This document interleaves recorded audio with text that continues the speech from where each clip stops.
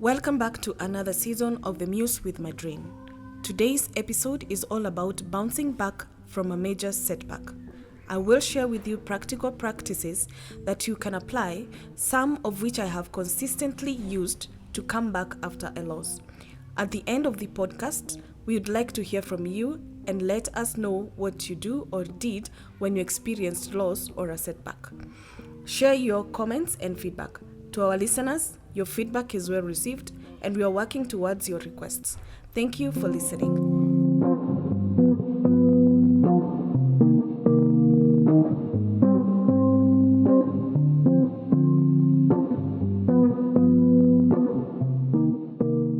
So the first thing that you do when you experience a setback is don't think about it.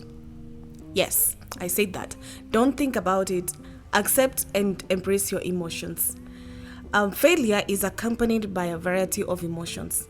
There is embarrassment, anxiety, anger, sadness, and shame. To name just a few, those feelings are uncomfortable and many people will do anything they can do to escape feeling emotional discomfort. Allowing yourself to feel bad is motivating. It can help you work harder to find better solutions so that you'll improve next time. So go ahead and embrace your emotions, acknowledge how you're feeling, and let yourself feel bad for a bit. Label your emotions and allow yourself to experience them. Instead of thinking, I am a failure, replace self-defeating thoughts with realistic ones like, I am disappointed or I am sad that didn't work out. Acknowledge that it is okay not to be okay. Accepting your situation is where healing starts. Number 2, ask for help. Always allow people to be there for you. Share and seek help. Identify your support system. It could be your colleagues, friends, or a therapist. Sometimes we tend to keep things to ourselves, but that kind of kills us inside and we lose the spark with other people. A way to reconnect back when we go back to what we intended to do. So the best thing is to keep connections and to keep connected with the people that are your support system. Do not hide away from people that can help you. So people will always be there for you in their own capacity. Also allow them not to sympathize with you longer as it is, but allow people to be there for you in their best ways. So number 3 is adopt a new habit. Instead of getting worried and thinking why you're a failure, adopt a new habit that will distract your mind to something new. You can choose to hit the gym, listen to a positive affirmations, take a road trip and clear your head of the negative thoughts. Don't allow yourself to sulk in those emotions forever. Number 4, learn from it. School of thoughts. Try and find a solution in the situation you are in. What is the positive lesson coming out of it? It could be a situation is leading you to collaborate with people that you viewed negative all the time, and perhaps it's opening a door for you to learn a new lesson. It could be a new job opportunity that is coming out of there. It could be, for instance, you're going through grief, and that whatever you're going through will allow you or give you skills to help someone else who is going through the same situation. So always find something positive out of the situation that you go through.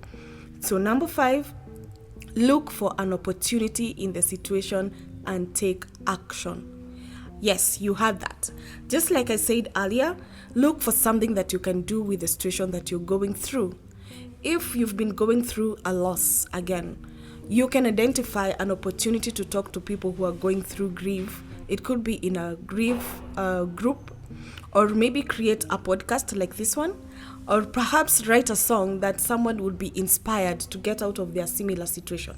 After identify the good in the situation, take action and grow out of it.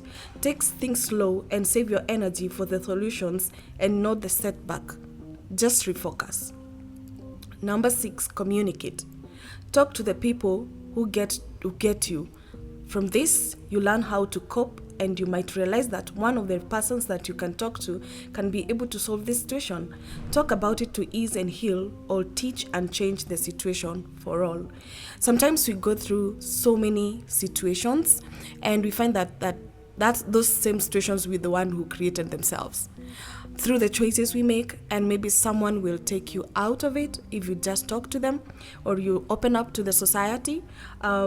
There's always someone who has a solution for something. And so communicating is the only way that you will save even your loved one, the people that who live around you. You'll save them the emotional turmoil, the roller coaster of all the miseries that you're going through, because even the people around us, they do not understand the situations we are in. But when we open up and talk to them, they are able to offer help where needed. So number 7, look at your finances. Enough will not last forever. That's for sure. This is where you need to engage a financial expert, especially when you lose your job or your source of income. Do not allow yourself to settle in the situation for so long that you hurt yourself. Remember, you have bills to pay, dreams to chase, and you deserve to have a comfortable life. Recognize that the world will still be moving and it will not stand still waiting for you. So take action. Now, this one applies for maybe you're going through a retrenchment in your workplaces, or maybe you've just lost your job, your business has gone bankrupt. You just need to talk to a financial help. One thing I've learned with most financial analysts is that when you quit a job or you lose a job, make sure you have enough savings to last you for about 6 months. That statement is true. So in a situation whereby you're going through a loss, or any kind of loss, it comes about with financial obligations. So you need to sit back and check if you're able to sustain yourself for a certain period before you come back from the setback that you're going through. So number 8, it's keep your head high. Revisit your vision, learn and grow, build your vision, remember your purpose. Remember, no one does it better than you. So put your skills to action, develop and grow your vision. Sometimes when you're going through a loss or a setback, or maybe an emotional roller coaster, I don't want to mention depression, or because that's a topic on its own, but you can use that time to sit back and reflect. Look back where you've been, what you've achieved, and where you are at that particular moment.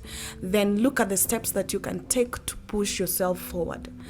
Because sometimes when we feel stagnated, trust me, you're doing something, but there's something beautiful that is coming out of you, but because of what you're going through, it kind of blurs your vision. It kind of blurs your good achievements. So remind yourself the good thing that you can do that to make your situation better and to make others' lives better. From that, you get to know that you learn to move on faster than anyone else. So it's a good thing to keep your head high.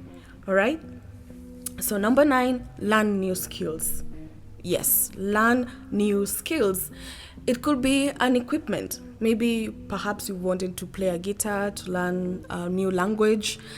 Just learn something new. It's going to occupy your mind, and it's also going to open another door. And when a door opens, it brings about a new community.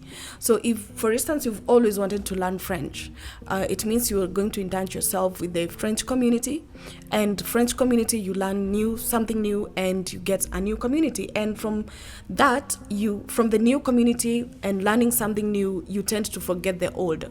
Yes, the situation will be there. I'm not asking you to deflect from the main cause of your pain, but I'm asking you to learn something new that is going to equip you to engage your mind, on a positive mind. Don't sulk forever. Cry about it. Yes, that's healthy for emotional healing, but try and come out of that situation by becoming someone new, starting a new side hustle, turn it into a business. Your skills, the things that you love doing, if it's crocheting, if it's music, if you love talking to people, if you love to write, if for instance, if you can write a poem, you can write a book. So make sure that you turn that passion of yours into a business, and that way you learn new skills, you'll encounter new losses, and with that you learn that the situation that you're going through, there are a million people out there who have been through the same situation, so you're not alone.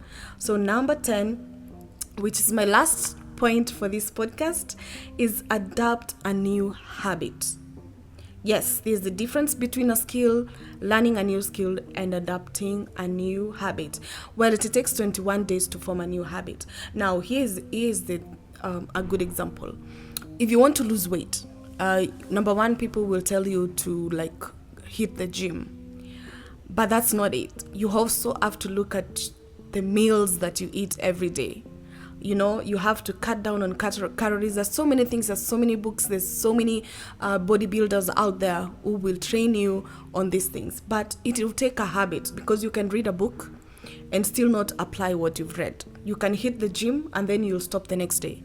So you have to be consistently learning make it a habit to wake up in the morning, to hit the road, or maybe jogging or going to the gym, for you to get that body that you want. The same case applies to a business. You know, if you're not used to waking up at 4:30 a.m. in the morning and you want to have an extra 30 minutes to read a book, then it means you'll have to set an alarm every day for 21 days or more at 4:30, so that you can be able to get that 30 minutes extra time to read your book and go to work. So it's all about the habits. So adapting new positive habits will not only be therapeutic, but also will help in building your income. For example, cutting down on the monthly expenses, moving to an affordable house, or even moving to a new neighborhood.